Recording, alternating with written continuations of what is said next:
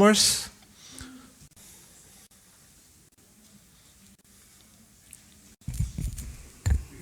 Thank you, Mr. Speaker. Mr. Speaker, I have two statements today. If you will allow me, I'll just do one right after the other. Thank you, sir.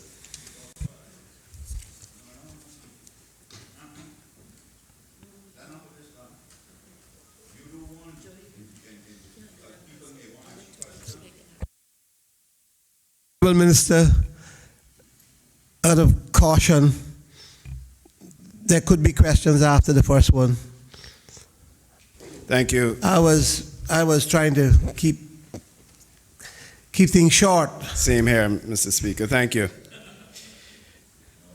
Mr. Speaker, honorable members, I want to provide members of this honorable House with an update on the National Community Enhancement, the NICE Summer Project, which commenced July 8th and ended last Friday, July 19th. During the course of the two-week program, 486 unemployed Caymanians and spouses of Caymanians were engaged in full-time paid employment. Mr. Speaker, of the 486 NICE participants this summer, the breakdown by districts were as follows: Georgetown 186, West Bay 138, Bordentown 76, North Side 48, and East End 38. There were 210 participants aged 18 to 35, 214 participants aged 36 to 60, and 62 participants over the age of 61. Further, Mr. Speaker, 296 males and 190 females form this summer's cohort. This year, we emphasized to participants the importance of registering with Work Opportunities Residency Cayman and taking advantage of the services and training and development programs offered as another step towards gaining full-time employment. Projects completed by the NICE crews in all districts included the clearing of shoulder verges and vegetation along main and side roads, cleaning of parks and cemeteries, and general roadside litter collection. There was also the cleaning of beaches and clearing of beach accesses. Some highlights in the eastern districts were cleaning of the Old Man Bay Cemetery, 8 beach accesses, and clearing of the main roads throughout the districts.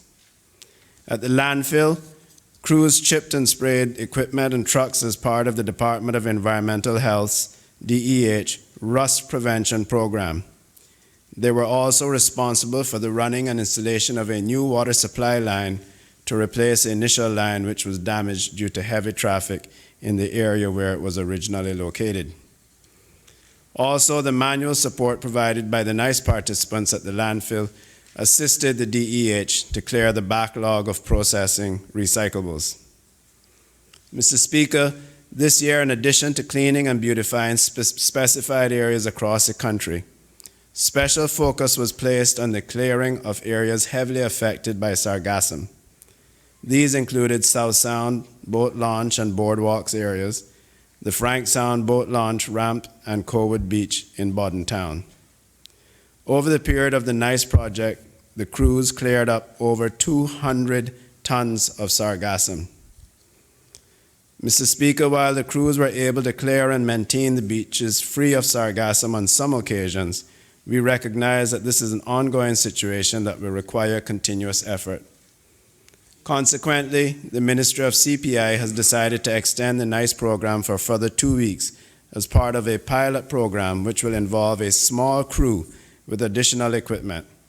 This approach will assist us to better assess the resources required to manage the problem in the long term. The Caribbean region and indeed the Cayman Islands have seen a significant increase in sargassum influxes. And in light of this situation, there is a need for a proactive and collaborative approach, as there is no simple solution to the management of this occurrence. Mr. Speaker, Cabinet directed that we form a task force to develop a national sargassum plan. The task force, led by the Ministry of Commerce, Planning and Infrastructure, is working closely with the Ministry of Health, Environment, Culture and Housing, Ministry of Tourism and Transport, the Ministry of Education, Youth, Sports and Agriculture and Lands, and several other departments and agencies to address this growing phenomenon. The task force is currently gathering and reviewing information from across the region and elsewhere, establishing regional partnerships to share best practices and identifying strategies to manage the sargassum. Mr. Speaker, before I close, I wish to express my gratitude to persons within the ministries, departments, and agencies who worked to deliver the 2019 NICE Summer Project. Ministry of Health, Environment, Culture and Housing, Ministry of Employment and Border Control, Ministry of Finance, Public Works Department, National Roads Authority, the Department of Environmental Health, the Royal Cayman Islands Police, Health Services Authority, Workforce Opportunities, Residency, Cayman, Government Information Services, and finally the portfolio of the Civil Service. Also, the Justice of the Peace Association and the Royal Bank of Canada for their continued assistance to the program. And Mr. Speaker, of course, I am thankful to all the participants who contributed to the success of this summer project. Thank you, Mr. Speaker.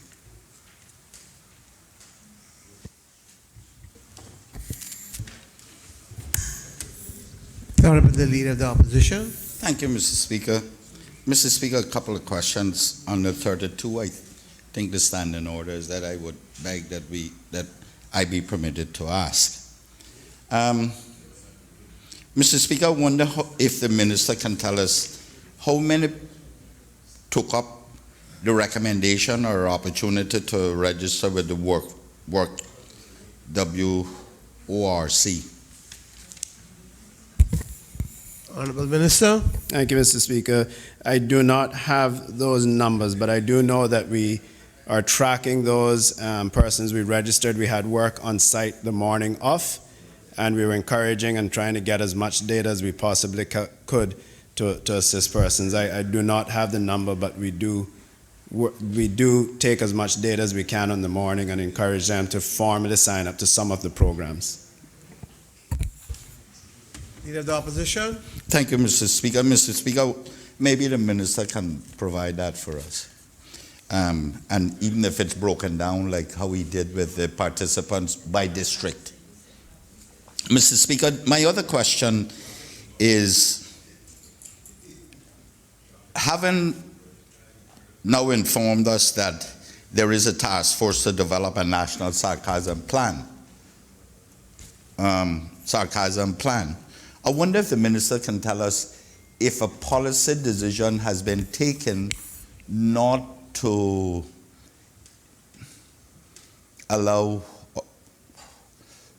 residents to get the sargassum delivered to their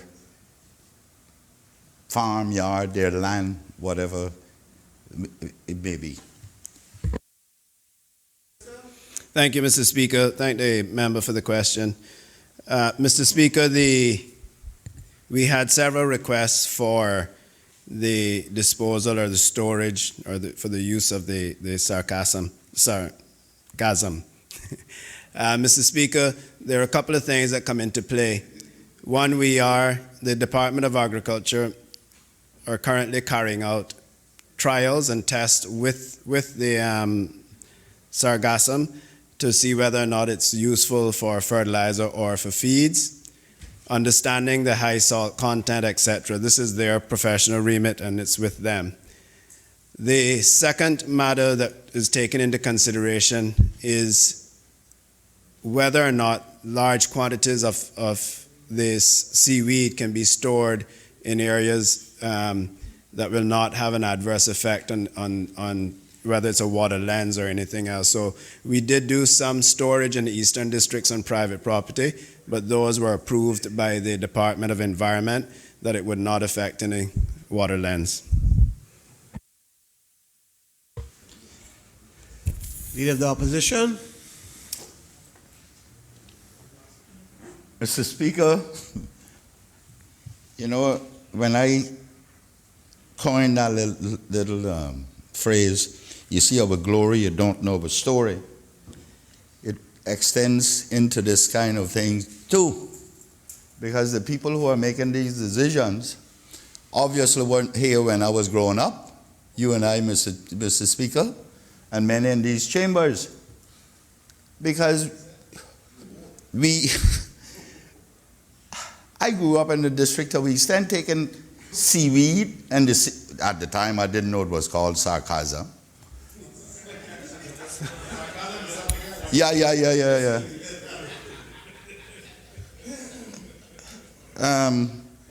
I know, that was deliberate. Mr. Speaker, this is not the first time that came into the shores of this country. And we gathered it, laid it out for over a year, make rain beat it out, and then we use it for fertilizer. All of a sudden now, the salinity content is so high, I wonder if the sea has changed.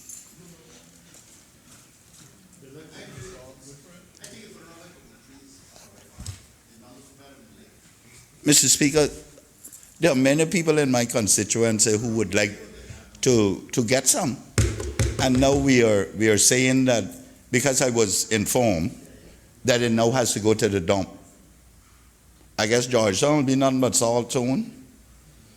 We don't want to share that around. I wonder if the minister can say, if we can, I don't have a problem with the professionals testing it, but if we can, instead of stopping it, advise those who would want to use it as a means of fertilizer, that it should be washed out, or make sure it's washed out before you use it, or something of that nature.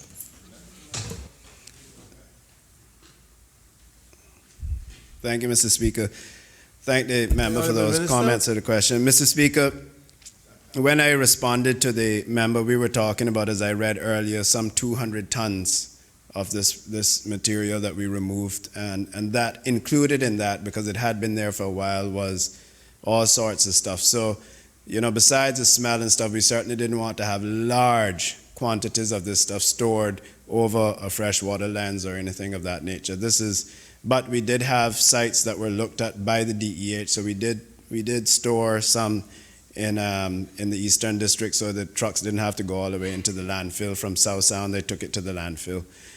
I think I do remember seeing that the Department of Agriculture there was a press release and there was commentary around being cautious when using it. They didn't discourage, but I remember reading, because they said you want to ensure that your soil is not already high in salinity before adding it, because there's obviously, so they did send out some reminders. And we have, the Department of Environment have also done some educational pamphlets on how to deal with it, and for residential people that want to have it removed on their own. They also pre-qualified 2 or 3 private contractors to do beach cleaning as well.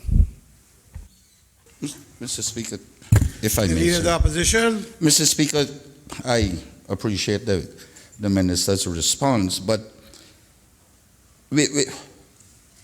200 tons is not a lot of material. 200 tons is 10, 15 truckloads, and there are many more people, so you'll only find maybe 1 truckload per yard and per resident in those circumstances. And if you spread it out thin enough, it will get washed out very quickly from the rain and people processing it by putting water on it themselves. So I don't think the fact that it's 200 tons should determine whether or not we're going to give it to residents. But I'm wondering if the minister can now say, can the minister confirm whether or not a directive has been issued to stop giving it to residents and delivering it all to the dump, to the Georgetown landfill? Honorable Minister. Thank you, Mr. Speaker. Mr. Speaker, we currently do not have any mechanism in place to make decisions as to delivering the sargassum in different areas. Right now, we're focusing on removing it from the beach. We have identified 1 or 2 locations under the DOE that we can store the product, and we move it to there. It doesn't stop anyone that would like to go and collect some from the beach and use it at their own risk around their yards. Absolutely not. But the program, as we were running it, was to try and get it off the beach and to a location as quickly and as efficiently as possible, and just to put in place any kind of mechanism that would determine who would get first and how much who would get, and the risk of, as you know, Mr. Speaker, persons may turn around and put it out too early around their plants and then end up, having adverse effects on their plants. That's their risk, but then if we encourage them or give them the product. So in short, Mr. Speaker, there's nothing wrong with persons taking it and using it at their own risk. Our job and our focus was on getting it off the beach and getting it to a safe site to store it. Mr. Speaker, I do apologize for the continuous questioning, but it's necessary. There are many residents who got truckloads of what the NICE program took from the beaches. I can attest to that. I can take you to the many different residents that got it, who are currently processing it. I can confirm that a directive was issued, whether it was yesterday or today. I cannot confirm the date, the exact date, but it was since Monday, which directs RPCU to stop doing that and to deliver it to the dump, the landfill. And Mr. Speaker, with all due respect, I hear us trying to protect those who put it around their coconut trees, but it doesn't hurt them. I don't know, some of us in here are farmers, and they even use it in their plantation and get good produce.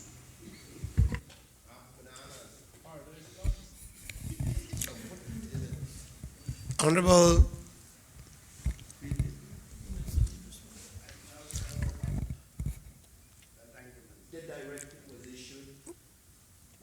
the member from Georgetown Central. Mr. Speaker, I too rise and stand in order 32. Just to ask 2 questions. Firstly, can the minister say if any of the summer work was done in the BRAC? We are parliamentarians, but we can't forget the sister islands. They're just as important as any constituency here. And the second question, Mr. Speaker. Honorable Minister. Thank you, Mr. Speaker. Mr. Speaker, the sister islands have their own program run by the district administration. Member for Georgetown Central. Well, Mr. Speaker, if I recall correctly, the minister said that he would be leading the charge in respect to addressing the sargassum problem. It is a sargassum problem in Kimmerbrook too. He says he's not in charge of it, that's fine. Is he aware of anything happening in Kimmerbrook?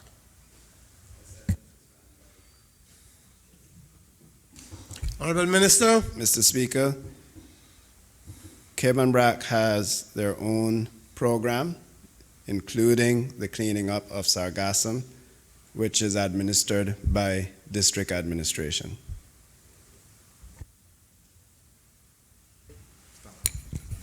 The Honorable Deputy Premier. Thank you, Mr. Speaker. Mr. Speaker, maybe I can help with the answer.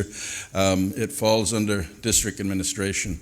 And when the Minister for Commerce brought the paper to Cabinet about the program for sargassum in Grand Cayman, we also brought a very similar paper on behalf of Cayman Brac and Little Cayman. Because you're absolutely correct, member from Georgetown Central, we do have the problem there.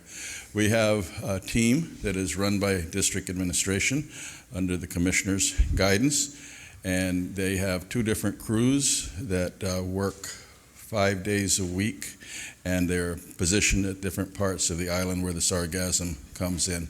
They coordinate this with the Department of Environment, and they give a list of where they're going to be working, public areas, and Department of Environment looks through their turtle tracking program to make sure that the turtle nesting is protected. I hope that helps.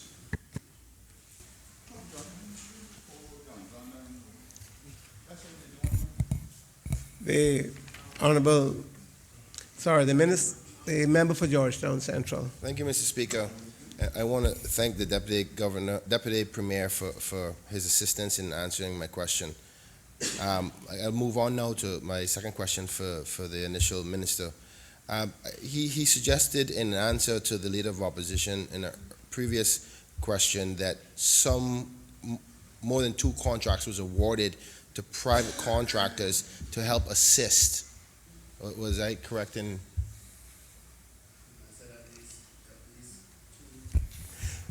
Honorable Minister. I think the member misunderstood. I said that there were at least 2 private sector companies that were pre-approved for the private sector to hire to do the beach cleaning. So if you own a piece of beach land and you wanted to clean up the sargassum from the beach land, we have pre-approved at least 2 that I know of, private contractors who have done the turtle nesting sensitivity training. They approve the type of equipment, etc., to sift it before you take it off the beach so you don't take away the sand with it, etc.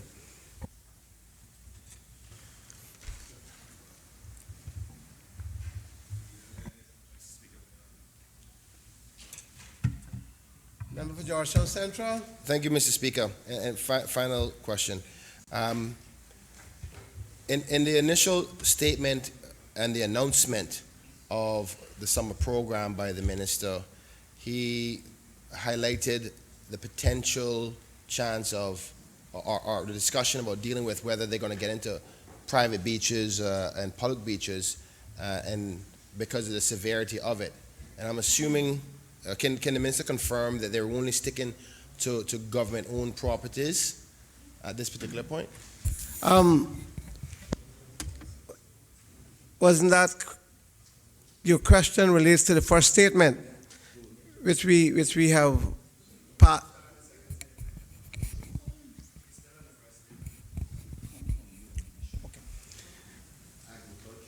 Thank you, Mr. Speaker. Mr. Speaker, the program is focusing on the government beaches, ramps, and jetties in some areas where there is unoccupied land and there are residents across the street suffering from the stench, etc., from it. We have cleaned up to the high water mark, which we have no issue doing because that's still part of the Queen's Bottom.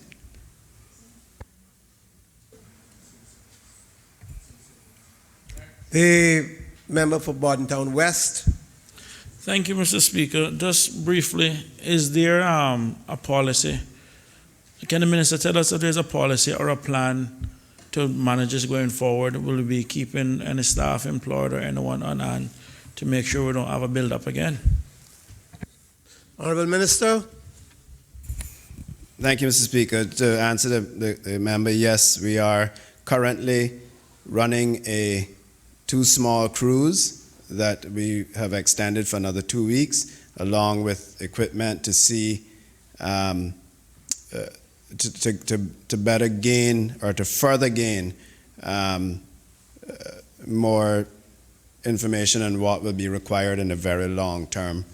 We've had tremendous success in some areas. In some areas, we're still struggling. So we are running the crews for 2 more weeks to gather more information. Member from Newlands. Thank you, Mr. Speaker. Whether the minister could advise us whether or not I know there was some equipment that was to be ordered to assist with this effort, if that has now arrived. Honorable Minister. Thank you, Mr. Speaker. I'm happy to inform the member that we have now passed majority of the requirements for the procurement, and we should have the machine. In fact, one of the machines that we're looking at is already in stock on island, so we should have it in short order.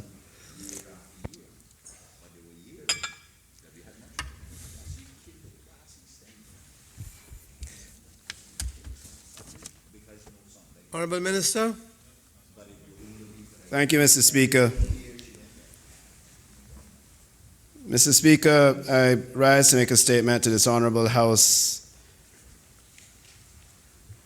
on the duty incentives to increase use of electric, hybrid, and energy-efficient vehicles and non-fossil fuel transportation. Mr. Speaker and honorable members, I am pleased to announce that the government of the Cayman Islands last week approved import duty incentives for clean energy transportation in support of the island's national energy policy. The duty waiver will apply to electric, hybrid, energy-efficient vehicles and non-fossil fuel transportation.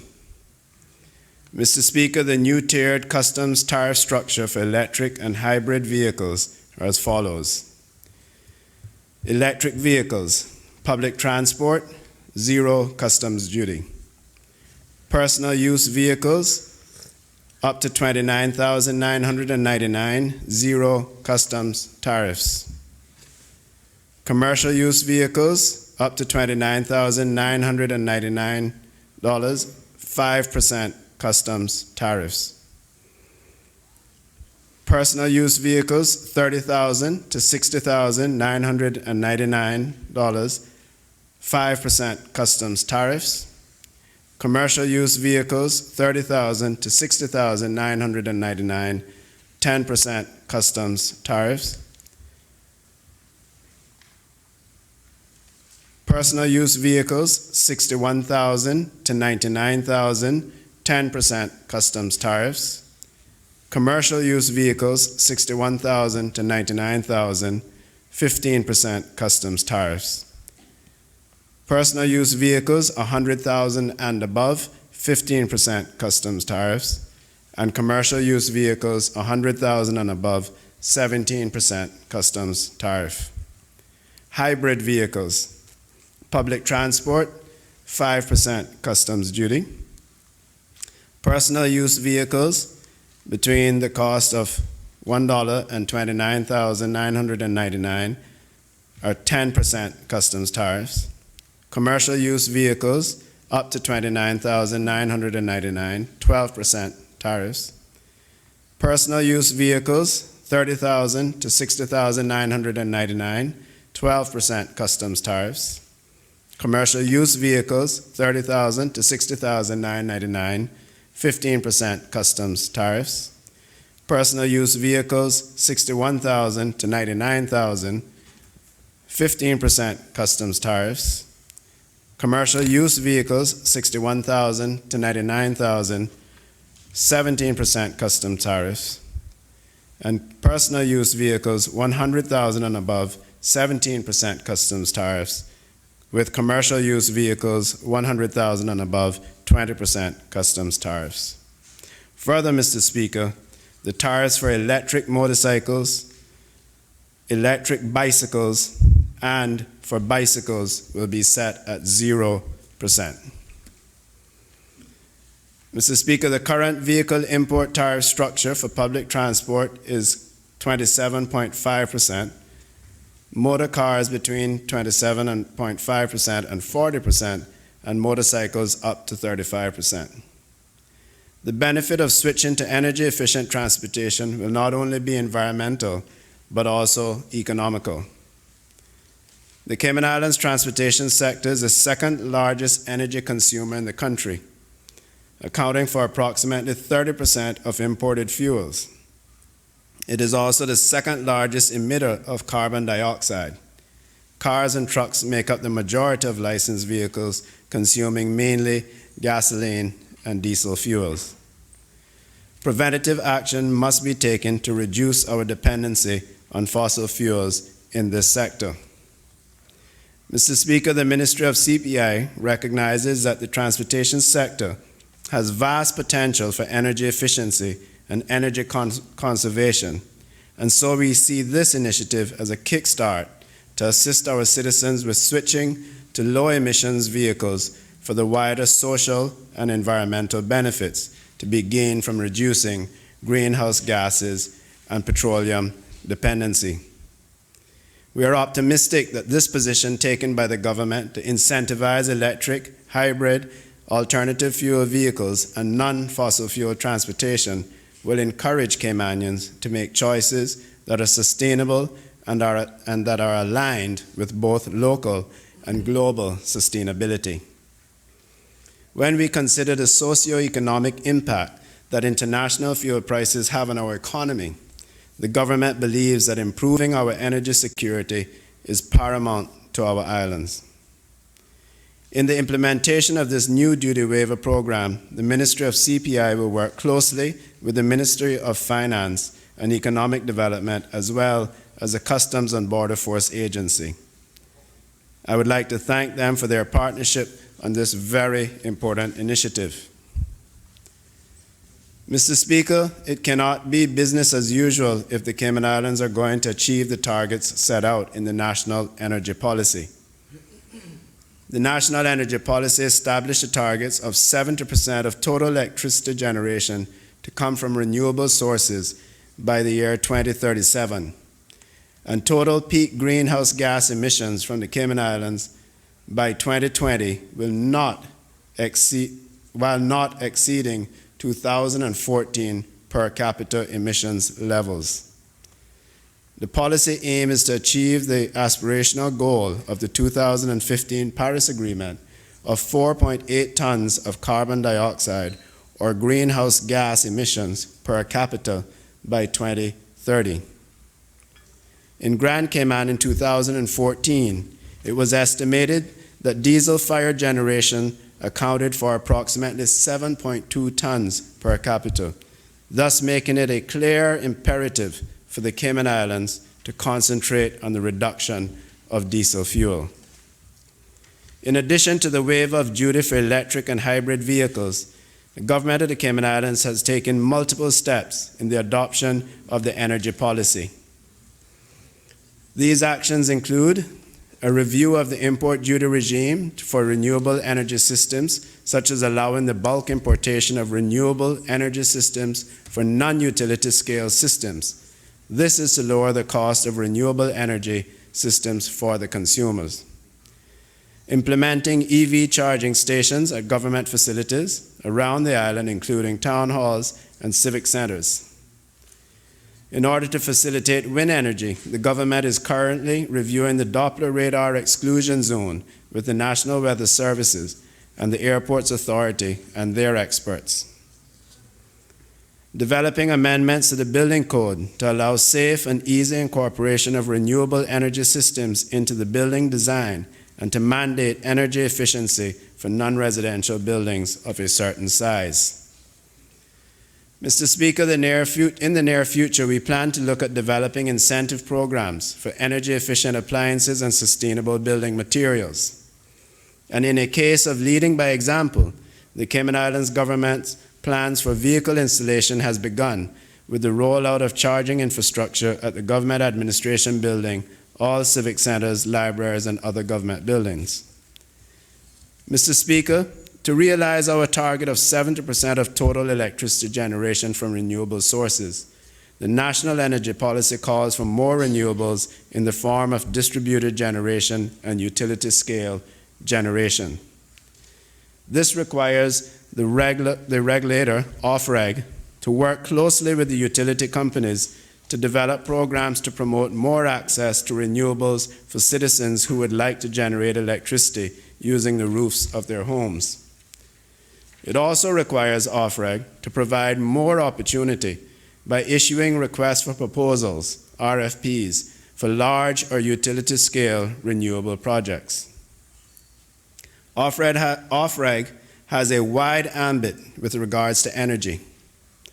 Its role includes monitoring the energy sector, but also being proactive by encouraging and facilitating the utility providers transitioning to renewable energy.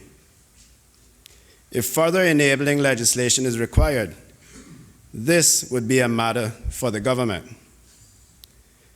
The recently approved CUC Integrated Resource Plan by OFREG supports the use of significantly greater amounts of renewable generation and alternatives in order to hit targets in the national energy policy.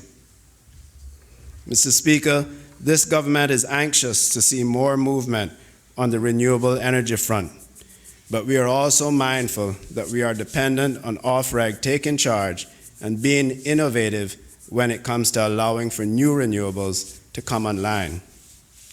With all the tools at OFREG's disposal, we urge them to help the Cayman Islands make the clean energy transition.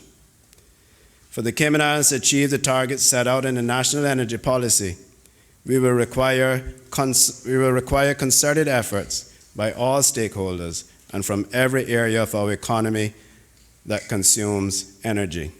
Thank you, Mr. Speaker. The Honorable, the Leader of the Opposition. Mr. Speaker, there are lots of questions I would like to ask on this, but I'll try to restrict them. My first question is, well, let me just say, we had a policy in place a long time for zero duties on renewable cars, on electric cars, full electric cars, and I don't know what happened to that, but that was during the term 2005-2009. I specifically remember putting that in place. Anyway, be that as it may, these incentives, are they tied with EV recharging of batteries? Because if not, CUC got to generate more electricity for them to charge up their batteries.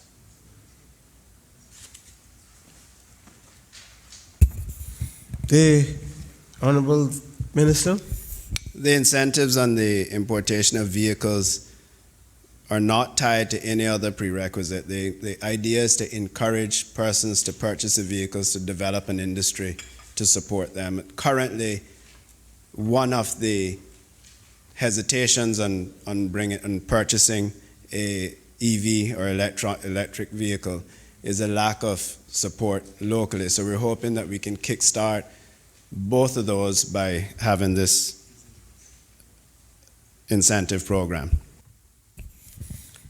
Honorable Leader of the Opposition. Thank you, Mr. Speaker. Mr. Speaker, I draw the Minister's attention to what government is doing at their facilities, which I supported during the last Finance Committee, I believe. It was, and he speaks of the actions include implementing EV charging stations at government facilities, which I support. But they need to be solar energy for us to achieve our ultimate objective. We can't make these EV stations be charged by electricity because we're at nearly 8 tons per capita at CUC, and that's the one we need to reduce. So I'm asking if we're going to think of tying these incentives into solar EV rechargeables. Honorable Minister. Thank you, Mr. Speaker. I thank the member for that. Yes, we do. If the member remembers, when he supported the program in the last sitting of Finance Committee, it included solar charging stations, but the solar was not just for the chargers. It was, they built it that it was, they found that it was more feasible to build the solar stations to provide energy for other than just the charging stations. We also in the implementation of the National Energy Policy, I spoke to it about in my comments. Through planning, we have made changes to encourage persons to add features in their homes, whether it's batteries that you spoke about, or solar charging stations, solar panels, to make it easier for them, as well as to encourage persons to implement such renewable energy programs in their homes as well. The Leader of the Opposition. Thank you, Mr. Speaker. Mr. Speaker, I recognize that batteries are becoming a little more efficient now. There was a time that, in not too distant past, that batteries were not doing us any favors. But the technology is coming to come. And I hope that we will encourage the solar recharging of those batteries in the cars and for the other uses as well. I suspect we're talking about lights around civic centers and the likes at night so that you can recycle your battery. Not mean throw it out, but recycle. Get a recycle on it. Mr. Speaker, under the minister spoke extensively about OFREG and their responsibilities and opportunities to assist with it. As I recall, CUC license require OFREG on new generation to look at alternative energy sources. I think that's the last tranche of new generation is how CUC won that by virtue of putting in a steam turbine and come off fossil fuel on it. I have just received their integrated resource plan, which I am yet to read it in its entirety, but I am looking very closely at that. But OFREG has not only the responsibility, but OFREG has the authority to require it be done. And I appreciate the minister almost on his knees begging them to help. But I would ask the minister to instruct them to do what they have to do. Mr. Speaker, that's all my comment. I'm sorry I didn't ask a question.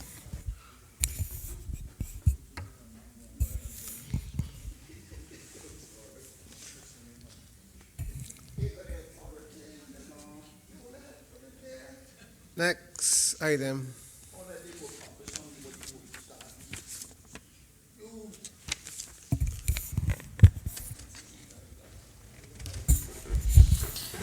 Personal explanations, None. obituary and other ceremonial speeches, raising a matter of privileges, None. other business, private member motions. Private member motion number 10 of 2018-19 to implement a 5-year strategic plan to select and train Caymanians for leading positions, to be moved by the elected member for Georgetown Central.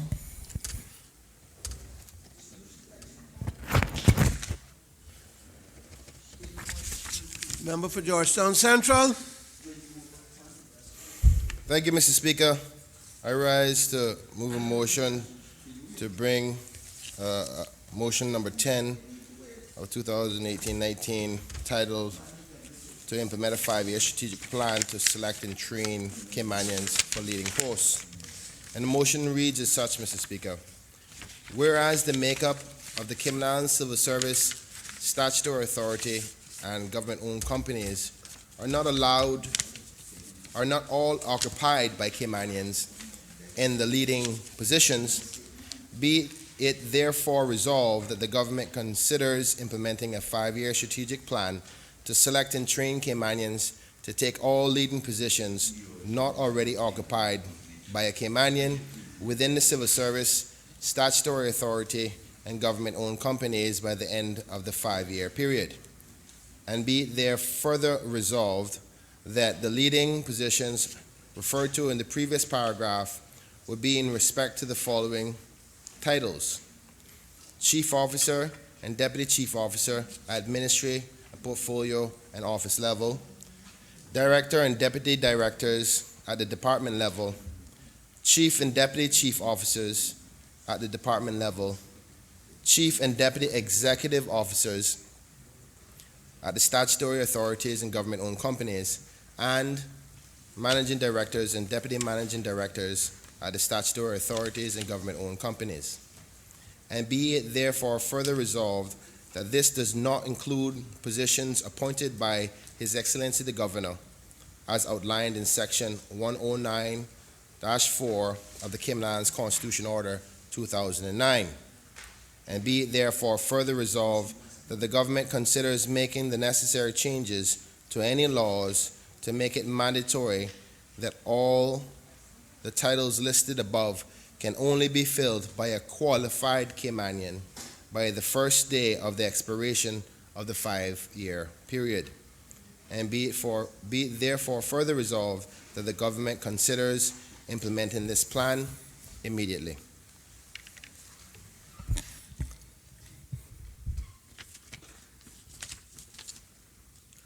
The member from West Bay North.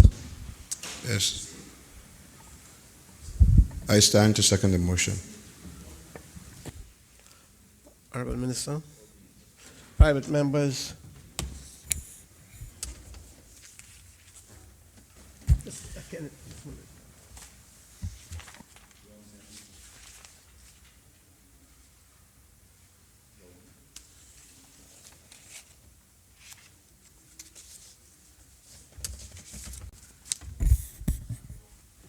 Question is that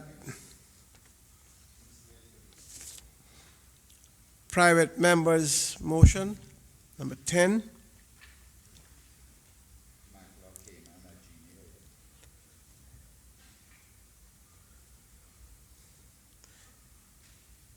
be it therefore resolved that the government considers implementing a 5-year strategic plan to select and train Caymanians to take all leading positions not already occupied by a Caymanian within the civil service, statutory authorities, and government-owned companies by the end of the 5-year period. And be it therefore further resolved that the leading positions referred to in the previous paragraph would be in respect to the following titles: Chief Officers and Deputy Chief Officers at Ministry, Portfolio, or Office level, Director and Deputy Directors at a departmental level, Chief and Deputy Chief Officers at a departmental level, Chief and Deputy Executive Officers, statutory authorities and government-owned companies, Managing Directors and Deputy Managing Directors, statutory authorities and government-owned companies, and be it therefore further resolved that this does not include positions appointed by His Excellency the Governor, as outlined in Section 109, Subsection 4 of the Cayman Islands Constitution Order 2009, and be it therefore further resolved that the government considers making the necessary changes to any laws to make it mandatory that all titles listed above can only be filled by a qualified Caymanian by the first day of the expiration of the 5-year period, and be it further resolved that the government considers implementing this plan immediately. The motion is open for debate. Does the member from Georgetown Central?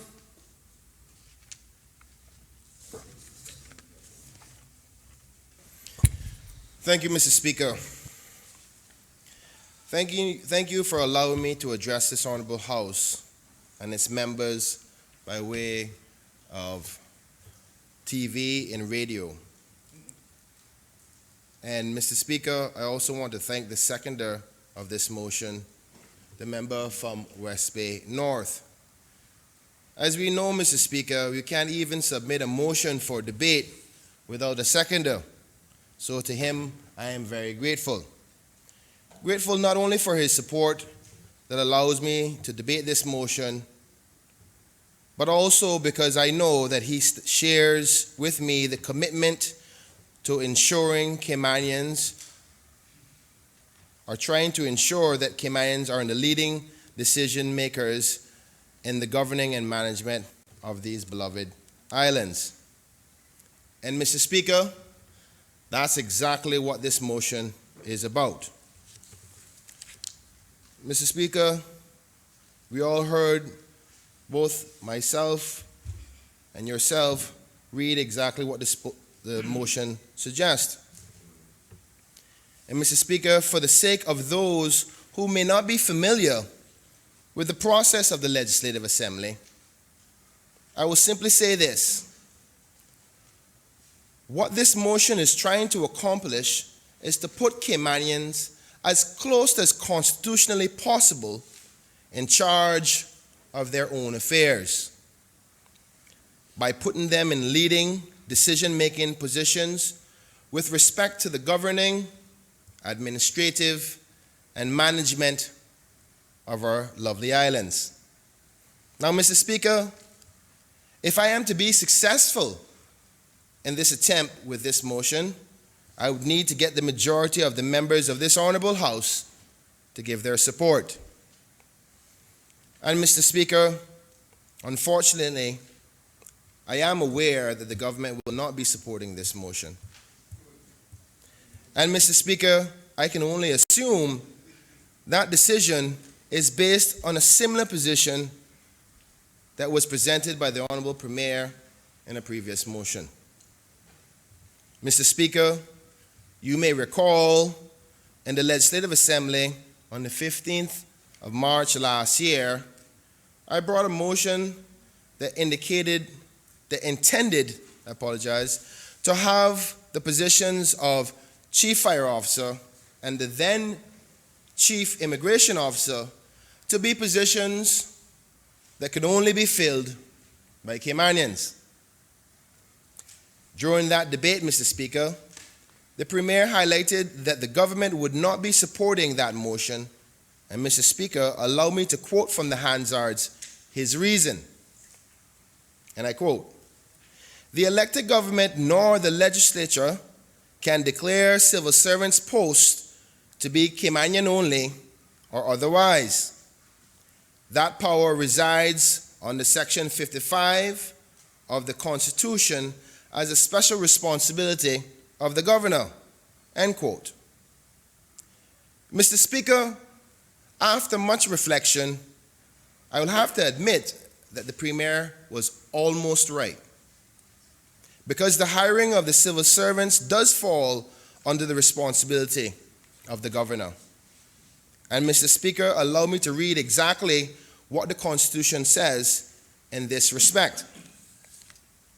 In Section 55(1)(d), under the heading of Special Responsibilities of the Governor, it reads, and I quote, Mr. Speaker, "The governor shall have responsibility for the conduct subject to this Constitution and any other law of any business of the government with respect to the following matters. D, the appointment, including the appointment on promotion or transfer, appointment on contract, and appointment to act in an office of any person to any public office, the suspension, termination of employment, dismissal, or retirement of a public officer, or taking of disciplinary action in respect to such an officer, the application to a public officer of terms or conditions of employment of the public service, including salary scales, allowances, leaves, passages, and pensions, for which financial provisions have been made, and the organization of the public service to the extent that it does not involve new financial provision, end quote.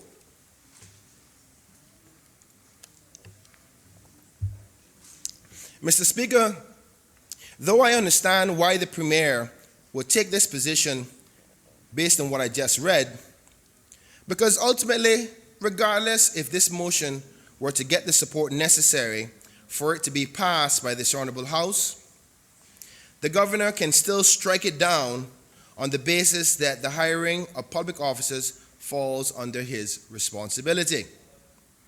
But, Mr. Speaker, as you will recall me saying earlier, that the Premier was almost right.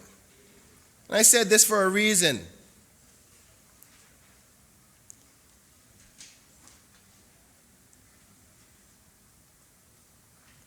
I intentionally said almost because the Honorable House could vote for this motion and what it stands for, and then allow the Governor to be the one to take the action to strike it down if he is minded to do so. It would show what commitment or lack thereof from the Governor and the Deputy Governor's office to the people of this country. All the same, Mr. Speaker, I understand that some leaders are just not as bold as others, so I will move on. Mr. Speaker, in my hopes to have some level of success in the spirit of this motion, I met with the Honorable Deputy Governor and his immediate deputy, Ms. Gloria.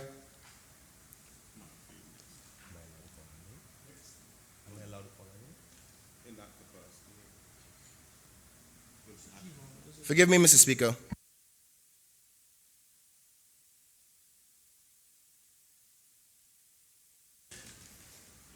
Thank you, Mr. Speaker.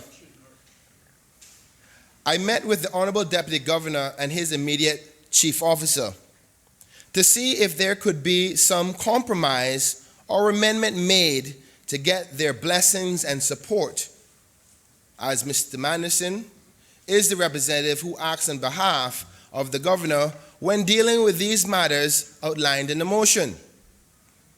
Sadly, Mr. Speaker, the conclusion of that meeting did not end with any positive support by the Governor's representatives for this motion. Mr. Speaker, I even offered to amend my motion to only include the deputies of the various positions be mandatorily filled by Caymanians. The thought I had was that at least if the deputies' positions were secured to be for qualified Caymanians only, it will only be a matter of time before those deputies can move up to the head positions. But, Mr. Speaker, that too was also rejected. I even tried to suggest changes to the motion and possible additions to my motion to ease some of their concerns. For example, Mr. Speaker, the Deputy Governor was concerned about being binded by the law to put a qualified Caymanian in a post, and what happens if no qualified Caymanian applies. Mr. Speaker, I said that could be easily fixed by making provisions in the law that if such an event happens, they can be allowed to take their applications to the open market. But sadly, Mr. Speaker, that too was rejected. Mr. Speaker, the position that was laid out to me, or the impression I received by the representatives of His Excellency the Governor, was that I was trying to encroach into their responsibilities, and I should not be doing so. I was given comments such as, and I quote, "We already have strong legislative support for promoting and hiring qualified Caymanians," end quote. And I quote, "I'm trying to find a solution to a problem, find a solution without a problem," end quote. And my personal favorite, and I quote, "We have a solid track record of 74% of positions are filled by Caymanians in the civil service," end quote. So, Mr. Speaker, I quickly realized that I would not be getting any level of support from the Deputy Governor or his acting Deputy Governor. But to make sure it was clear, the Deputy Governor said he would not be making any representation to the Governor to support my motion. Mr. Speaker, in my view, those responsible for succession planning for Caymanians in the civil service to take the place in the key positions in this country are failing. And like the Premier had said in the past motion, we are going backwards. Key positions that were once filled by Caymanians are now being filled by non-Caymanians. For example, the police commissioner, the prison director, and the most commonly heard about, the fire chief. It is obvious that whatever provisions that are in the current legislation is not strong enough. Otherwise, we wouldn't be going backwards. And Mr. Speaker, 74% of the civil service being Caymanian is not, in my opinion, a strong track record. And until we have 100% Caymanian civil service, there is a problem that I believe needs a solution.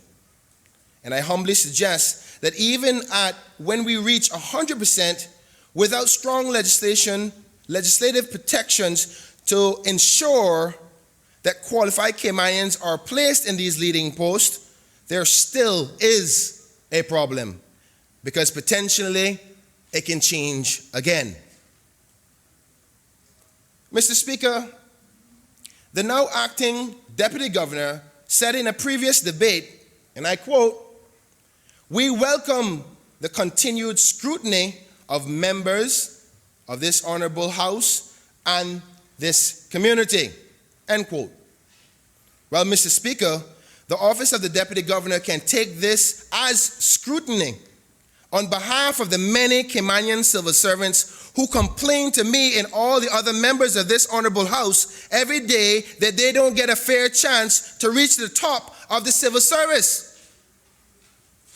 Mr. Speaker, the Premier was correct in his statements of the current state of play when it comes to the succession planning in the civil service.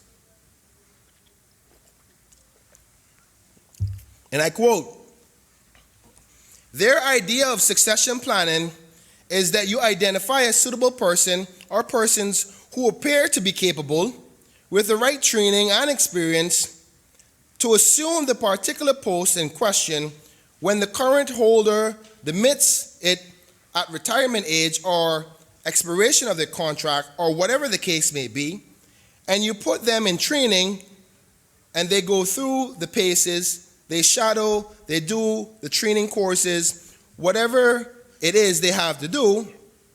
But then, when the fateful day comes that the office is vacant, they then have to apply for a job in the same way that any other applicant does," end quote. The Premier continued to say, Mr. Speaker, and I quote, "That seems to be a hybrid of two concepts.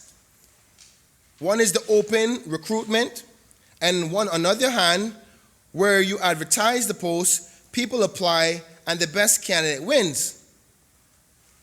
With true succession planning, which identifies someone for the post, and assuming that you go through your paces successfully, you achieve the goals which are set out for you.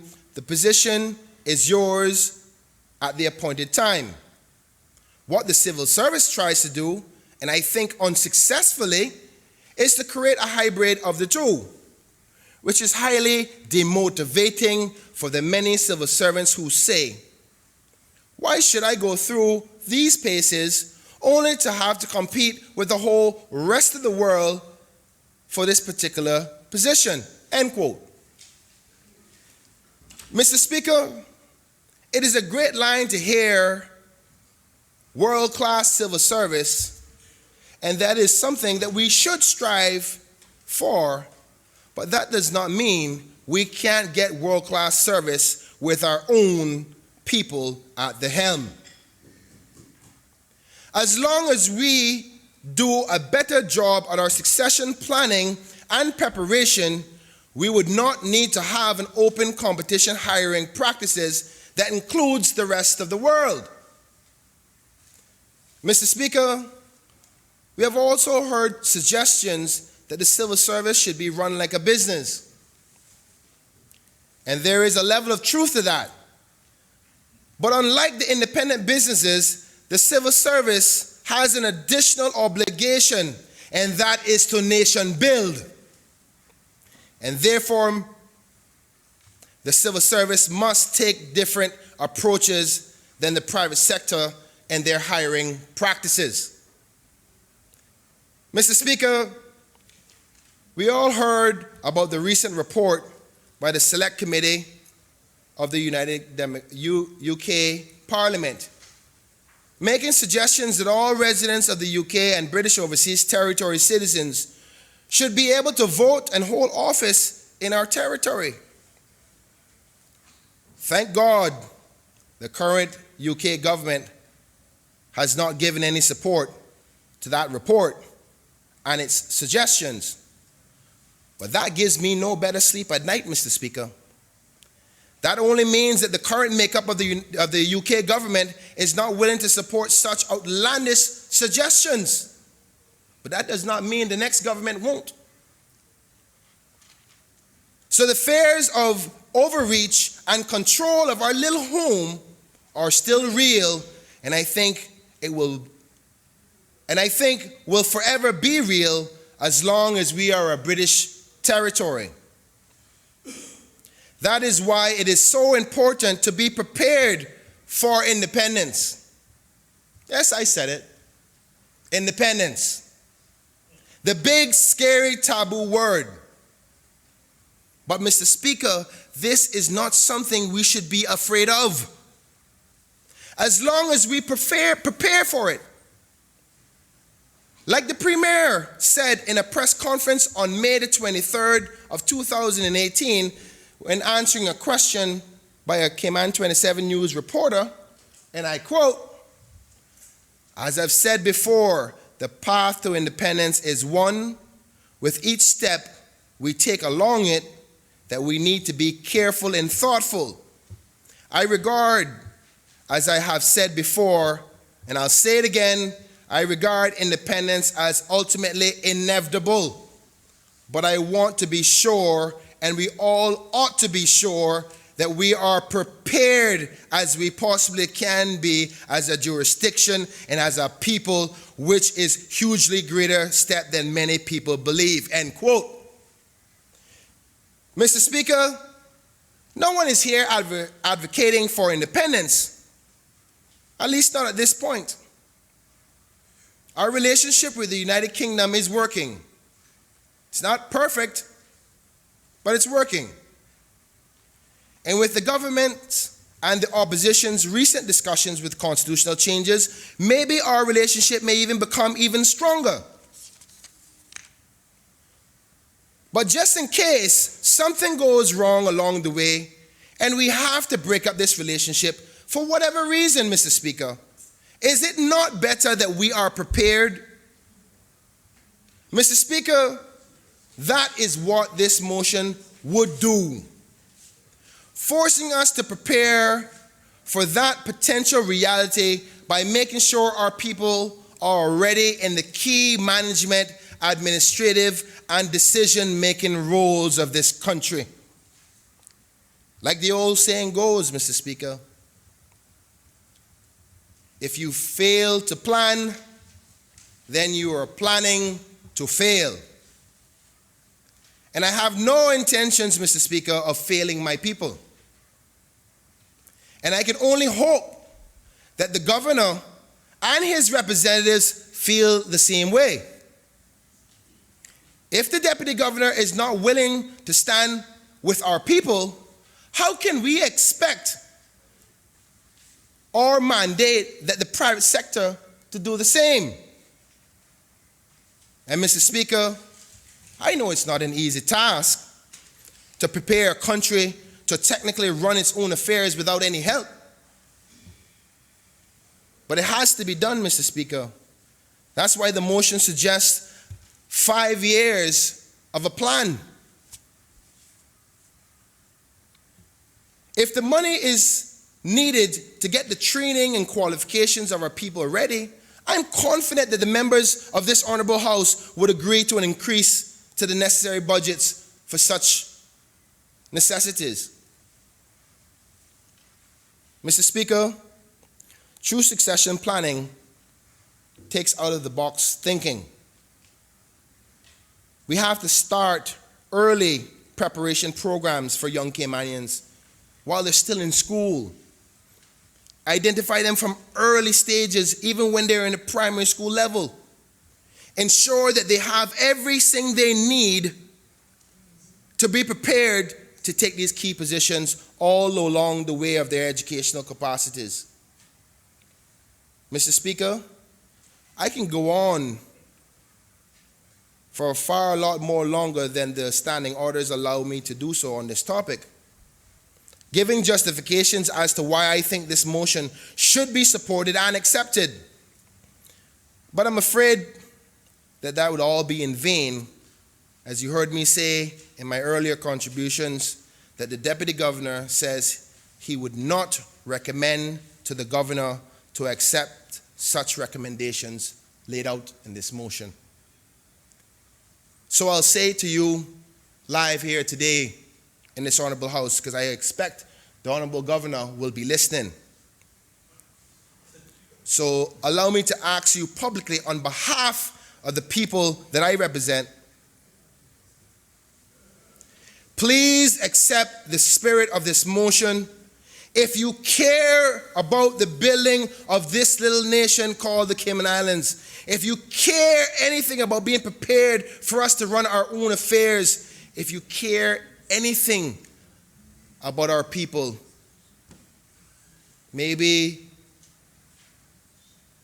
the chief officer may not tell you, maybe the deputy governor may not tell you, but Your Excellency, I'm telling you directly on behalf of the people, this is what we want. So please, I beg you to implement the spirit of this motion. Mr. Speaker, due to the intention given to me by the Deputy Governor for lack of support of this motion, I will not waste any more time of this Honorable House, and I move a motion to withdraw this motion. Understanding correctly that the member has submitted the motion, well, he has, but he's now moving a motion to withdraw.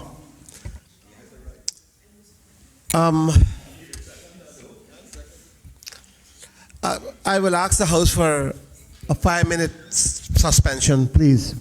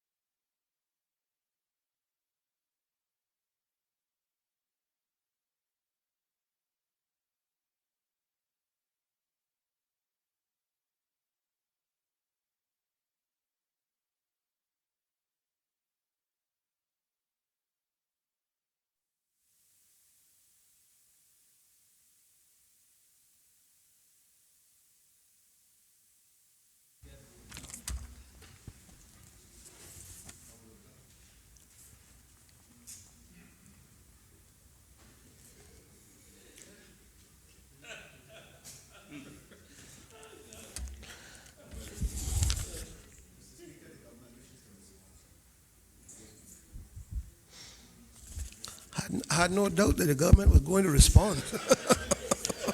That is not the question right now.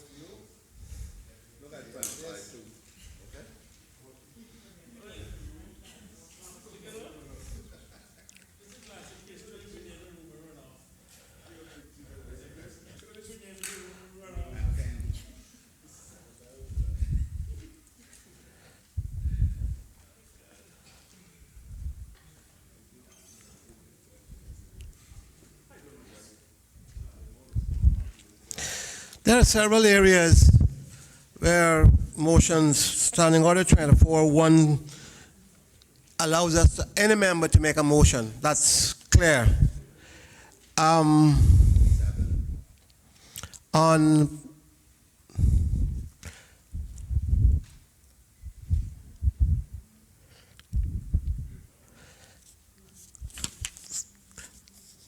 that's Standing Order 24-1.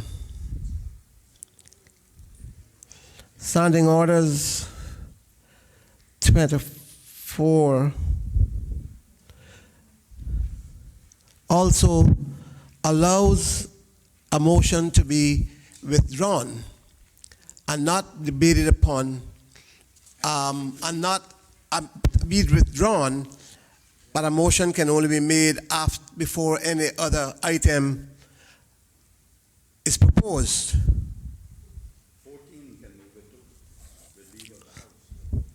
That's what I'm talking about.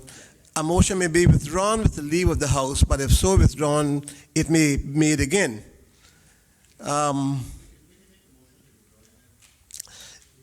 member has moved a motion. It's a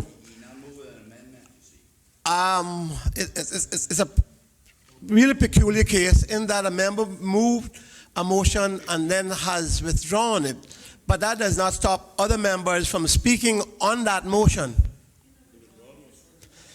He has put forward a motion that has not been seconded. He's indicated to the House that he wants to withdraw, but he has not had a seconder in that motion. Nevertheless, before it is seconded, understand from what my understanding is that the first motion can be withdrawn, but members are allowed to speak to it. Mr. Speaker. No, they can speak on the substantive motion. They can speak on the substantive motion. Well, somebody can point it to me where it does not allow a member, after a motion has been made and a motion is being made to withdraw it, that a member of this House cannot speak to the substantive motion. I don't see it in the standing orders. Maybe somebody can point it to me. Mr. Speaker, if I can try to assist. Mr. Speaker, the standing order to which you referred is in fact the correct one, as you would expect, that governs this matter. So the member has moved a motion, a substantive motion. He moved it, it was seconded, he has spoken to it. Now it may only be withdrawn with the leave of the House. So the member or some other member, there have to be that member, I suppose, would have to move that the motion be withdrawn. That motion would have to be seconded, and that motion then is subject to debate. That, I believe, is the process, sir. That is correct. I don't have a problem with that. I don't have a problem with what you just said. That motion, Mr. Speaker, if I may intervene, I agree with the Premier, which is what I said initially. What standing orders are members pointing to? Well, the same one that you did. 15. Yes. 14. Yeah. With the leave of the House. but if so withdrawn, it may be made again at another meeting of the House after notice has been given as required by paragraph 5. Now, Mr. Speaker, it is my position that if 14 is exercised and it's seconded, then the withdrawal motion can be debated upon, but not the substantive motion. And once that has gone through its process and it is agreed upon, then the motion falls away. If it is not agreed upon, then you go back to the original substantive motion and debate that. And the government has indicated they're going to vote in the affirmative to have it withdrawn, Mr. Speaker. Honorable members, question the Standing Order 2415. 14 partly addresses it. A motion can be withdrawn with the leave of the House. With the leave of the House. 15, if an amendment has been proposed to a question, the original motion cannot be withdrawn until the amendment has been disposed of. So where are we? We have two? This is not an amendment. No, Mr. Speaker, the member should move the motion for it to be withdrawn, have it seconded, and then there is the opportunity for him and for every other member of this House to debate that motion to withdraw. That's right. The House And then that motion can. will be disposed of one way or the other. Either the House will give its leave for it to be withdrawn, or it won't, in which case the substantive debate will continue. So what the House is telling me is that the member has made a motion not yet seconded. Yes. As the member's if that member's motion is seconded, it is allowed.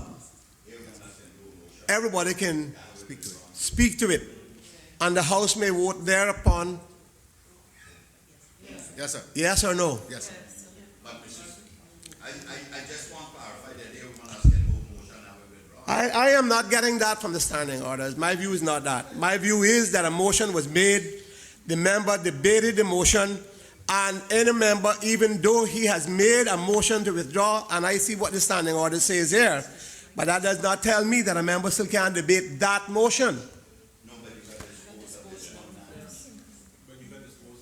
Just dispose of it first. That's what the House is saying. And that's what the standing order 15 is saying. Mr. Speaker, I appreciate your... The House is Mr. Leader. The House has, I think, given me the advice, and I think that's the consensus of the House. So let us not waste any more time. And is there a seconder for the motion to be withdrawn? Yes, Mr. Speaker, I rise to second the motion. Private member's motion. You can't say it's amended because it's not an amendment. A new motion. This is a motion has been made to withdraw. To withdraw. I rise to second the motion to withdraw. Okay. Honorable member, your motion is seconded. Thank you, Mr. Speaker.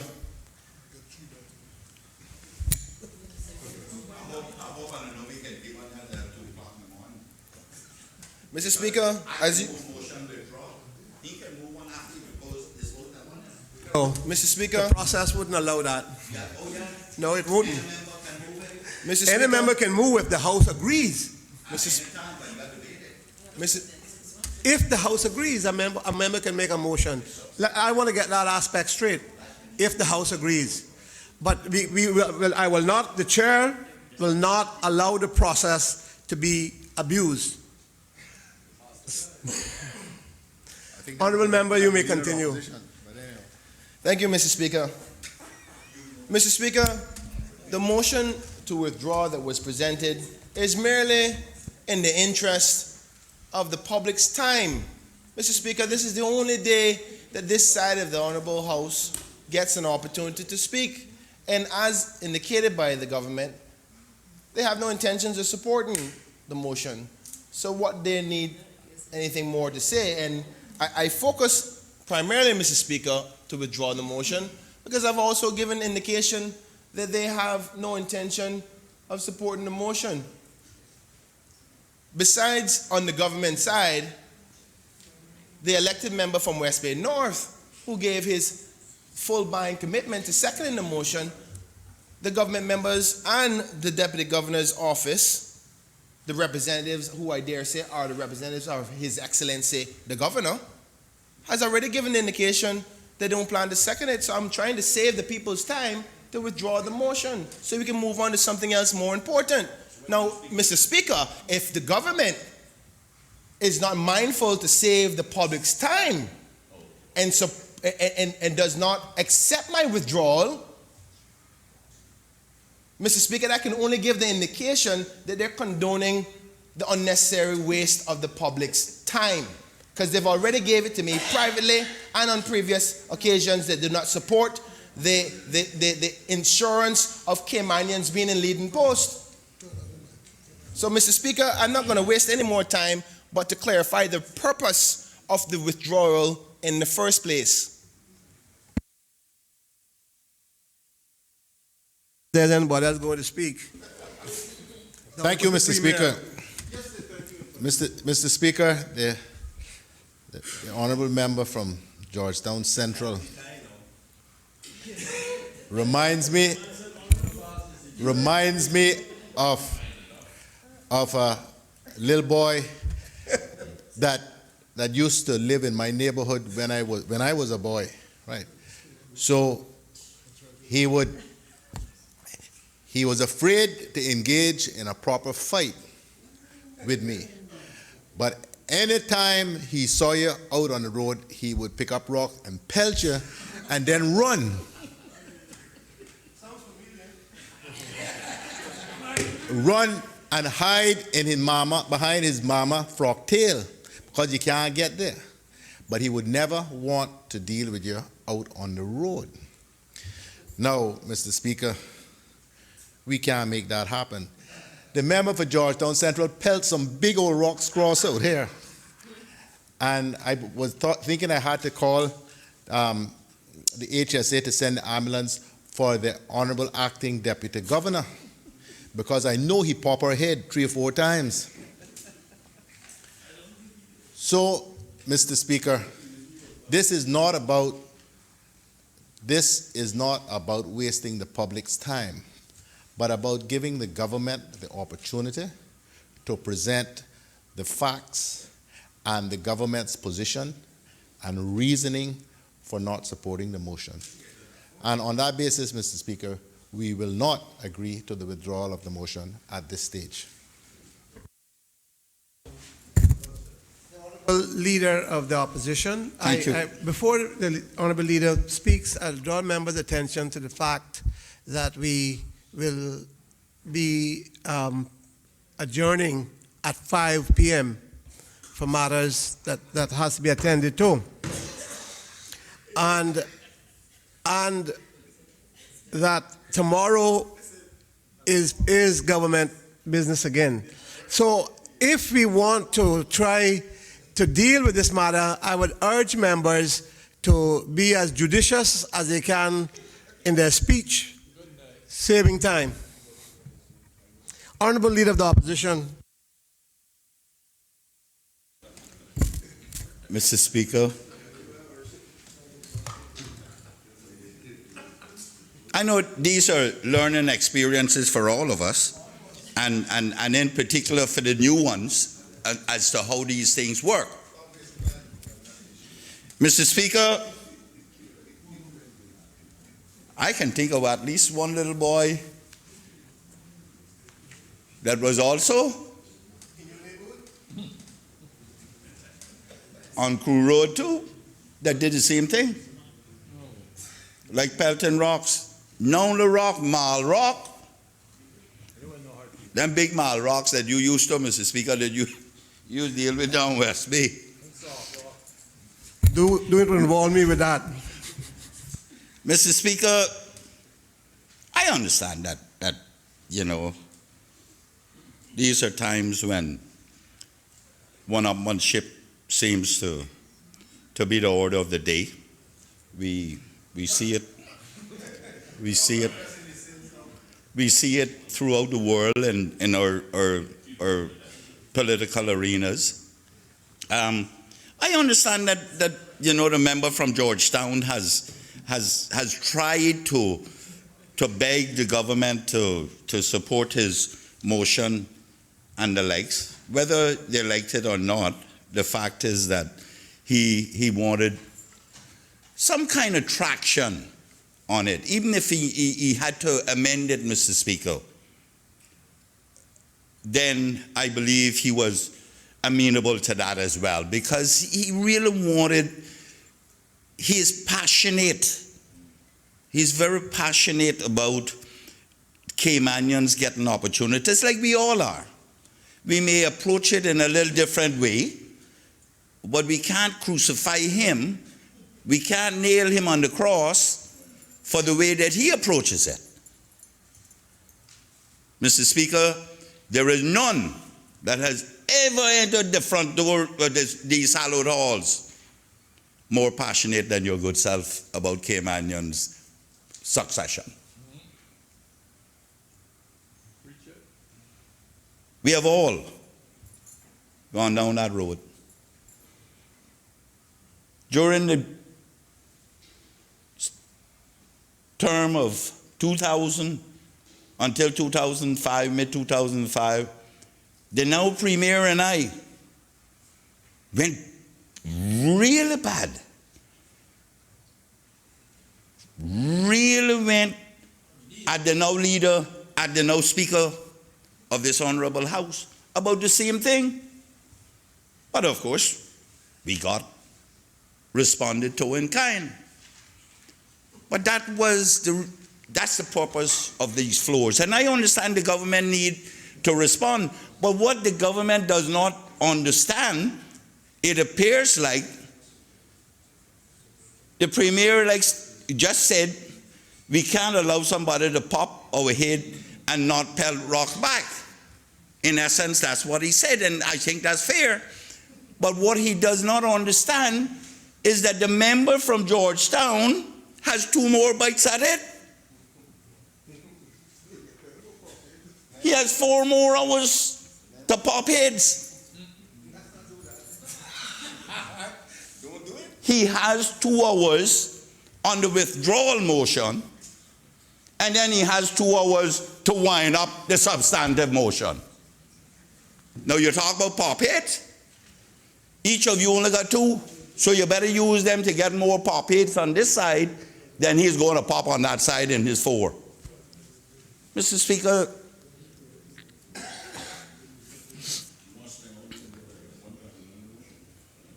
we're not spending all day on one private member's motion, Mr. Member from Prospect. You all took up all our time making statements. Maybe the next Thursday that we're here, the government can stop doing statements. If you wanted to withdraw, go ahead and read his statement first, and then withdraw the end. Why not just withdraw the statement? Maybe we will all understand one day the old cliche that politics makes strange bedfellows. Maybe we will one day, and we'll understand political maneuverings, whether you're on that side or this side. Maybe we all will. It takes a while for us to understand those things. And I encourage you all to embed yourself in understanding how these things work and getting an advantage within these hallowed halls, because we got some very, very capable members of this Honorable House who can do that. That is by maneuvering our way around the different methods. And I can look at one right now and a couple of them within my peripheral vision. Mr. Speaker, I understand the passion of this young man from Georgetown. I think we all do. I think and I suspect that we want to show that his approach or what he was allowed to say is not necessarily how it should be. And I believe it's reasonable. I can't support the government support the government in rejecting the withdrawal. I will not do that because I have to protect these over here too. The same way my good friend, the Premier, has to protect his side. But that is partisan politics. So I get it. I get it. It doesn't escape me, neither does it escape you, Mr. Speaker. I know it doesn't, sir. Because of your many years of experience and wading your way, meandering your way through these minefields that have always been set for all of us. You know, the Korea, the DMC it's called? DMC. DMZ. Yeah, right? Yeah. There are more mines in the middle of this that I've found for the last 18 and a half years than between North and South Korea. The DMZ. But it's a good experience for our young legislators. I'm not saying that we're going to abuse this because the Speaker will stop us from doing it at some stage if he sees it being too abused. But the standing orders makes provisions for any member to move a motion. And I can move a motion that the question be put. That too has to be debated. I can move a motion that it be withdrawn too. It be rejected immediately. That too has to be debated. And that will attract 38 hours of debate.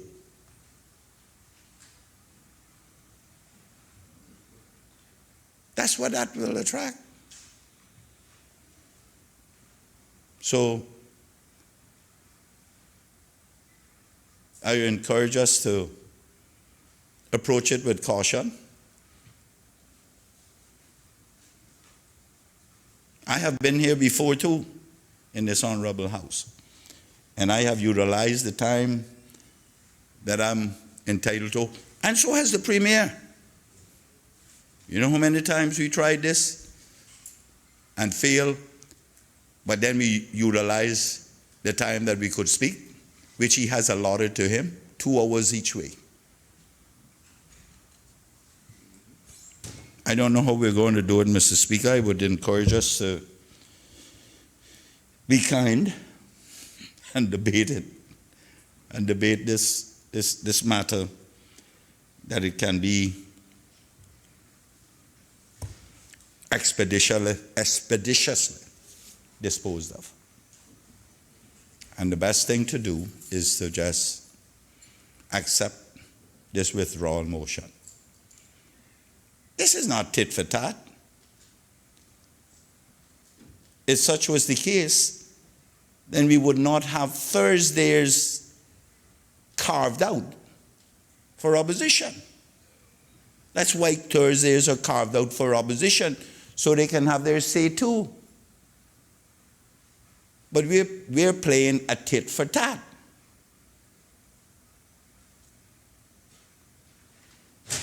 You touch me, I touch you. The government is always going to have its way. But the opposition must not be curtailed from having its say. You cannot truncate the opposition. And in this case, you're not truncating them. The opposition has the last say. So it's going to really be tit for tat. Butter for fish. That's how this system works. This is the imported Westminster system that we're used to. It was transported across the pond. Maybe, Mr. Speaker, we have bastardized it too much. We have maligned it. We can't really say that we are proud of what's going on across the pond now, and in many instances. But we have created our own little Westminster parliamentary system. Honorable member, are you getting close to the end of your speech? If you intend to carry on longer, then I would ask for the suspension of the House. Sorry, standing orders. Honorable Deputy Leader of the Deputy Premier. Thank you, Mr. Speaker. Mr. Speaker, I move the suspension of Standing Order 10-2 in order for the business of the House to continue past the hour of interruption. Question is that standing orders be suspended to allow the House to conduct business after the hour of 4:30. Bearing in mind, as I indicated to members, that government has indicated they wish to adjourn at 5 p.m. All those in favor, please say aye. Aye. Those against? No. The ayes have it. The House will continue until 5 p.m. Honorable Leader of the Opposition, continuing. Thank you, Mr. Speaker. Mr. Speaker, again, my appeal is that we respectfully think of how this can be done in an efficient manner, because today is one day that the government must recognize that they don't have the final word. And if those of us who didn't think of it, I would ask you to think of it, because here we are with the opposition members who will have the final say today, and no matter what the government says, in the words of the Premier, somebody gonna get a pop head at them. If that's what politics is about, that's what debate and counter debate is about. That's why the opposition has one day. That was not arbitrarily placed there. That was deliberately placed there to ensure that, not to pop heads, but to ensure that the opposition, who represents a particular sector of this society, or any society for that matter, is assured a time to get their work done as well on behalf of their respective constituencies and that faction of society that we represent. And that's done throughout any democracy.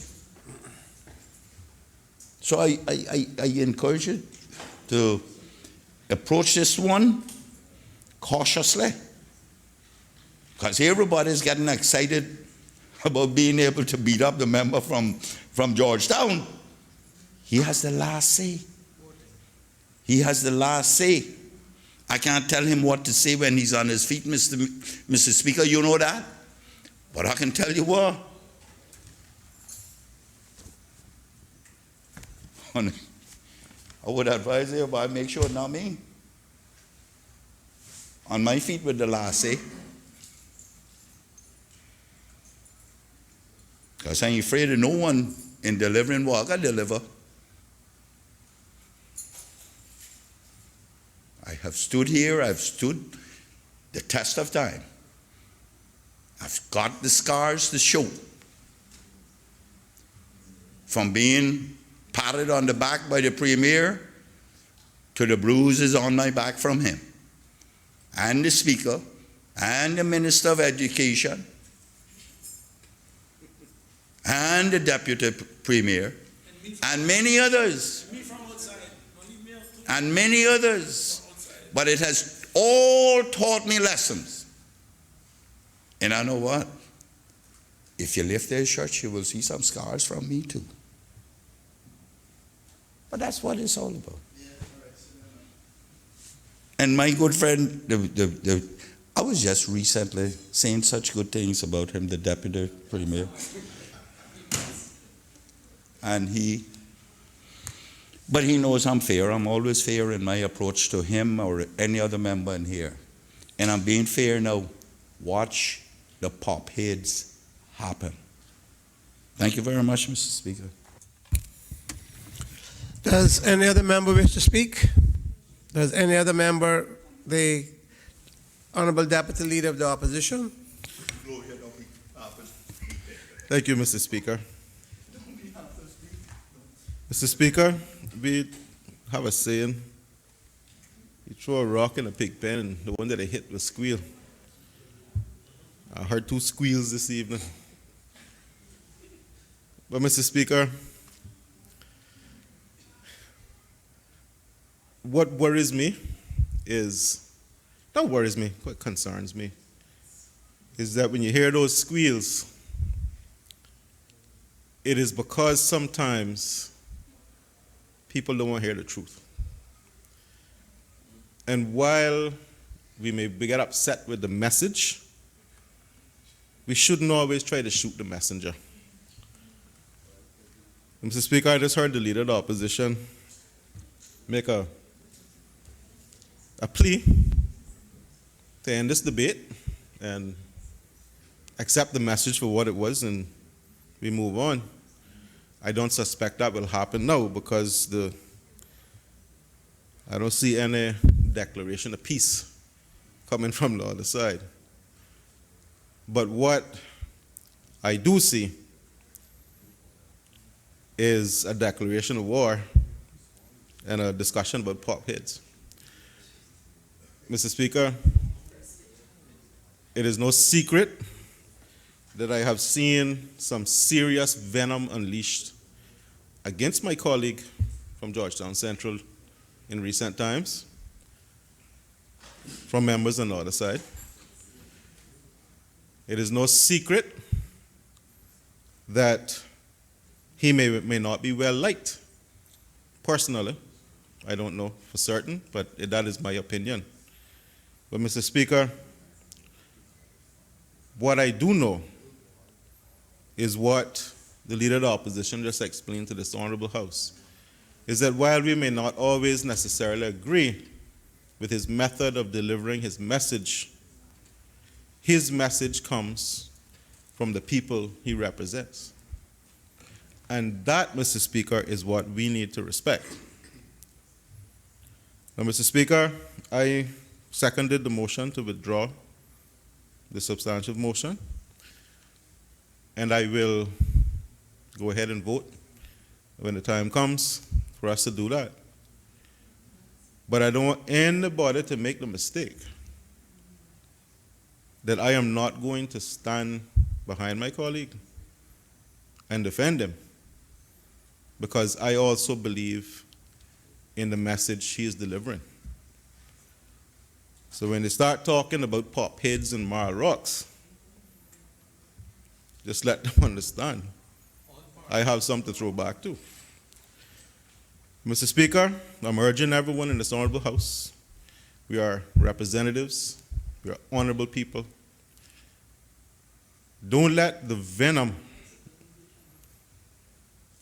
for one member overflow into stopping us from doing something good for our people. I'm not going to get into debating the main motion, Mr. Speaker. I'll do that later on. But I have to urge the members, all members in this honorable House, to set aside the personalities for a second and think about what it is we have to do here. Rather than ignite this into a tit for tat, As the leader of the opposition said, this is politics, and that's how politics is, and we're all prepared to accept that. But we could do something much more constructive. Mr. Speaker, I note that there have been comments made that we're here wasting the people's time and that we have better things to be doing. This is private members' day, Mr. Speaker. It is up to the opposition to decide how we want to utilize this time, but I will note that this opposition sat here through 3 government statements without complaining. This opposition, Mr. Speaker, sits here late at night, just as late as the government, so that this House has a quorum, so that the people's business can be conducted. So I don't expect any complaints about one day out of a meeting that is dedicated to our motions that we're over here wasting the people's time. I'm urging all members, again, let's find a way to move forward expeditiously and try to do something good for our people. I am going to encourage all of us to do that, Mr. Speaker. And I will say this much, moving forward. When I see the venom being directed at my colleague, I'm going to defend him. Thank you. Does any other member wish to speak? Does any other member wish to speak? If not, the member for Bordentown West. Thank you, Mr. Speaker. If I had any doubts that people weren't listening or watching, that was removed this evening. I got a call, well, a message actually, from a previous honorable member of this Legislative Assembly, and he asks that I read out Ecclesiastes chapter 7, verses 20 to 22, and it reads, "Indeed, there is no one on earth who is righteous, no one who does what is right and never sins. Do not pay attention to every word people say, or you may hear your servant cursing you. For you know in your heart that many times you yourself have cursed others." Now, Mr. Speaker, I understand the context in which that message was sent to me. And as I sit here, one of the things that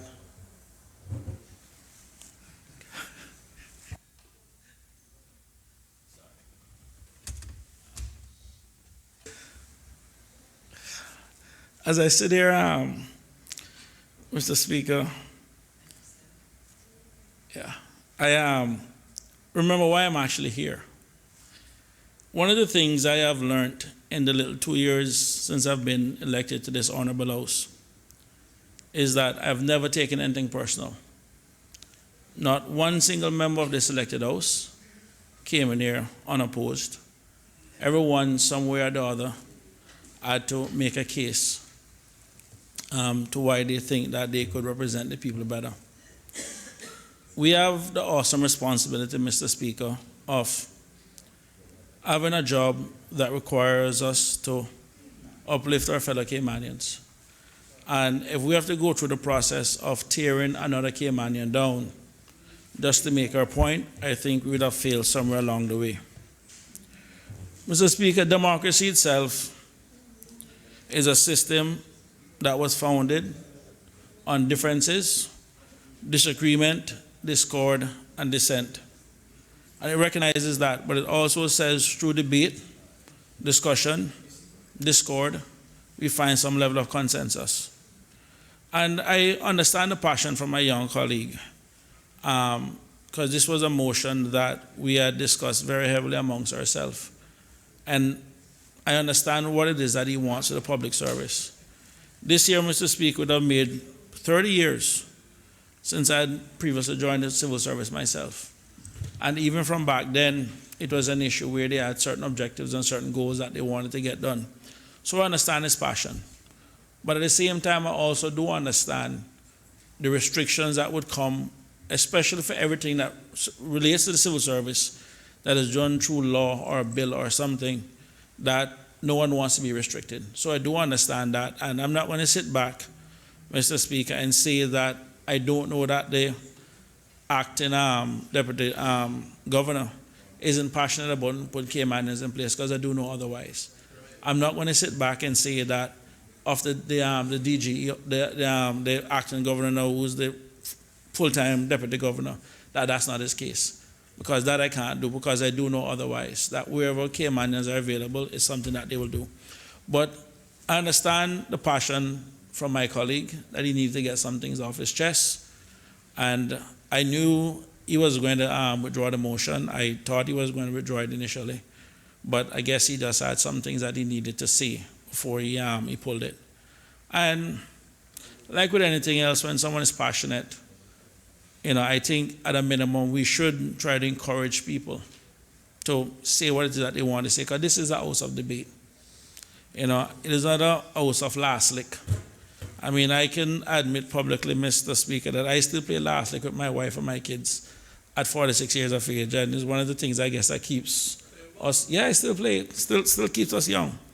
But, with that said, Mr. Speaker, my colleague has asked to withdraw the motion. I do understand that, a lot was said, but nonetheless, I will support his wishes to withdraw the motion. Thank you. Does any other member wish to speak? Does any other member wish to speak? If not, I'll call upon the mover to his right of reply.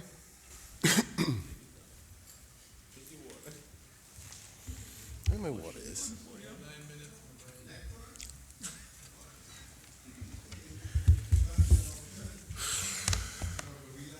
Mr. Speaker, can you remind me of the standing orders in respect to the amount of time allocated for my response, Mr. Speaker? Honorable member, on the suspension of standing orders, we moved for the House to adjourn at 5 o'clock. Thank you, Mr. Speaker. I don't think I would be able to wrap up within that period of time, but I'll try my best to keep it under an hour, Mr. Speaker. Mr. Speaker, I was trying my best to give a rational reasoning as to why I moved the motion to withdraw. Mr. Speaker, and it came from a genuine place. Because myself and my colleagues, we did our caucus just like the government would, to think about the timing, the very limited timing that we have on Thursdays, Mr. Speaker. And though the topic, like you've heard my colleagues say, is very dear to my heart, and trust me, Mr. Speaker, I am well prepared to respond to any position by any member of this House in respect to this topic. The withdrawal was simply so that a vote could be taken and potentially the next colleague up from the opposition side can have an opportunity to bring up another very important topic that is on the order paper. And just for reference, Mr. Speaker, that would be the protection of marine environment by the member of Savannah. And Mr. Speaker, you can see by the order paper, we have a number of matters we need to address. And this is why, Mr. Speaker, it's so important for us not to waste the time of this honorable House in respect to debating something that we know that both the Deputy Governor and the Premier has indicated they have no intentions of supporting. So, Mr. Speaker, there was no real reason to go on any further. And Mr. Speaker, I was saddened. I was really saddened when deeply saddened, Mr. Speaker. Profoundly saddened, Mr. Speaker, when the Honorable Premier decides to bring up this story about this little boy that he knew when he was a little boy that used to like to cause trouble. And forgive me if I'm paraphrasing here, Mr. Speaker. Pelt rocks and run under his mother's frock tail. Oh, Mr. Speaker, that one hurt. But Mr. Speaker, while listening to his story, it reminded me of a little story of my own. Mr. Speaker, I remember a story about a little boy and this out-of-town bully. And the boy was tired of this bully pushing his members of his community around. So, Mr. Speaker, that bully challenged that out-of-town bully to a fight. The fight was scheduled at a certain time at the local town clock. But when the time came for the two to have the showdown, the out-of-town bully sent someone else to do the fight. And then he ran home behind his mother's frock. And Mr. Speaker, I know it's a story that the Premier is well familiar with. So, Mr. Speaker, while we sit here and play games about the very important time that we have in this honorable House, I want to let the members know I've been getting a lot of licks for the last 2 years, and the skin's starting to tighten up. And I know more coming, and I'm going to learn to handle them too. But I ain't not going to be afraid to give some back. Because just as the members of this House learned when they first came, so shall I. And they got stronger. That's why he's the Premier today. But no, Mr. Speaker. But Mr. Speaker, Mr. Speaker, I understand that some members are saying the reason he's so strong is you used to beat him so much. But I wasn't here to attest to that. But Mr. Speaker, as the Premier likes to play games, there's a game that we all as Caymanians grew up knowing. It's called Last Lick. And I remember that? Well, on Thursday, the members of the opposition have the last lick. So I would encourage the Honorable Premier and any other member who is minded or encouraged or spirited to jump up into unnecessary fight in this honorable House of the game called Last Lick. And let me remind you how it go, because I played it so much. You run and you lick somebody, and you take off, and then the person catches somewhere else, and then they hit you. And whoever get the last lick before they get home won the game. But Mr. Speaker, this is the honorable House of Politics in the Cayman Islands. And Mr. Speaker, genuinely speaking, now that I've pelted my rocks and popped a few heads back, seriously, we have a very important engagement to go to. We have our young people who went off across the sea to win and fight for us in our name called the Cayman Islands by way of sport. But yet we're sitting here messing about, trying to figure out how not to get the person to have the last lick. Mr. Speaker, my honorable leader have indicated how that can run, and that can go on for a long time in this honorable House. Let's be realistic. We have 2 more minutes. Let's end this with some positivity, because the Lord says in his good book, you must be your brother's keeper. And though we may have differences of opinion, we're all here with the same goal in mind, with just a different drafted plan of how to get to hopefully the same conclusion. Because I have no doubt in my mind, Mr. Speaker, that no member of this House, those even unelected, or those who are appointed all have the goal of to make better Cayman for all Caymanians and residents and visitors for us to enjoy. But let's not make our differences on how we get to that same destination cause these unnecessary games.